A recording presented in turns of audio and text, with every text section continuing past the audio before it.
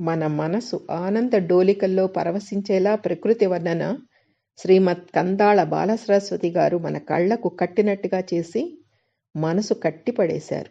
ఒక్కసారిగా ఆ వర్ణన మన కళ్ల ముందు సాక్షాత్కరింపచేసి పారవస్యుల్ని చేశారనడంలో ఏమాత్రం సందేహం లేదు. అలసిన హృదయాలు ఇలాంటి వాటి వల్ల సేదతీరుతాయి. అంతేకాక మనం మన ధర్మాన్ని ఎలా నిర్వర్తించాలో తెలియచేస్తూ అనంత మార్గంలో అమ్మ ఒడిలో ఎలా చేరాలో వివరించారు.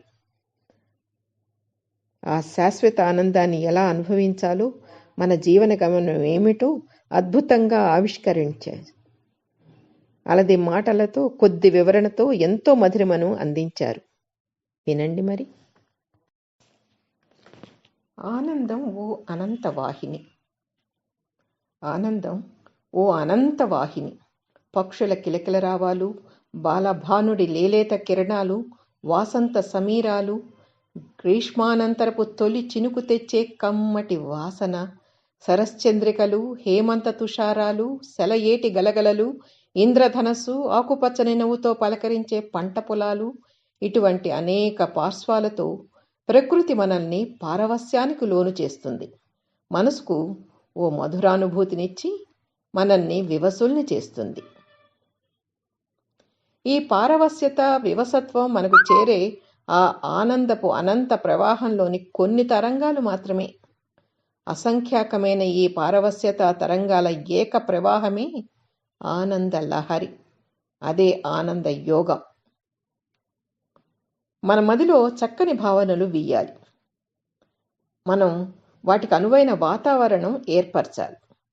ఆ క్రమంలో కీలకమైనవి సద్గంధ పఠనం, సజ్జన సాంగత్యం. వీటికి లోక పరిశీలన జత చేయాలి.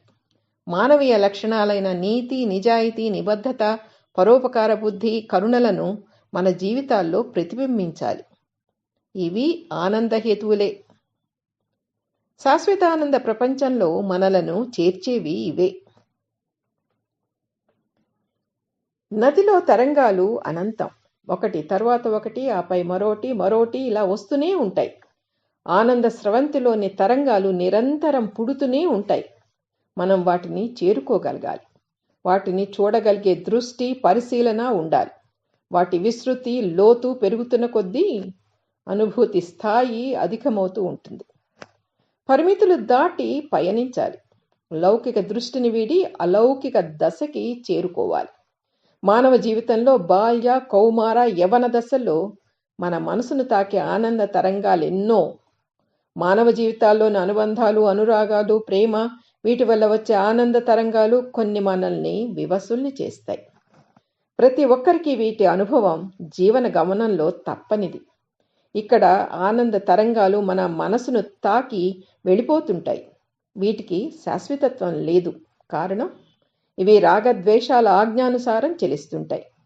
మనల్ని ఎంతో భావోద్వేగానికి గురిచేసి ఉచితానుచితాలు లేకుండా ప్రవర్తించేలా చేస్తాయి. అంతేకాదు, అవి ఐహిక ప్రపంచానికి చెందినవి. పారమార్థిక చింతన మనలో ఉద్దీపింప చేయవు. మనసును చేరుకున్న ఆనంద తరంగాలను మనం ప్రోధి చేసుకోవాలి. అప్పుడు ఆ అనుభూతి మనలను రాగరంజితం చేస్తుంది. అది శాశ్వతమవుతుంది. అదే నిజమైన ఆనందం. అది మనం పొందటానికి మనకున్న గొప్ప మార్గం భగవంతుడి ఆరాధన. దానితో మనకి శాశ్వత ఆనందం చిక్కినట్టే. ఆ ఆనంద తరంగాలకు అంతం ఉండదు. ఆదిశంకరులు జగజ్జనని వైభవాన్ని దర్శించిన వేళ వారి మనసు ఆనందసాగరమైంది. అంతులేని ప్రశాంతత, గొప్ప అనుభూతి కలిగాయి.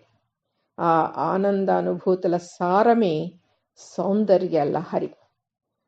భౌతికానందం కోసం అరులు చాచే దశలోనే ఆగిపోకుండా మానవుడు నిశ్చలానంద స్థాయిని చేరుకోవడానికి నిరంతరం సాధన చేయాలి.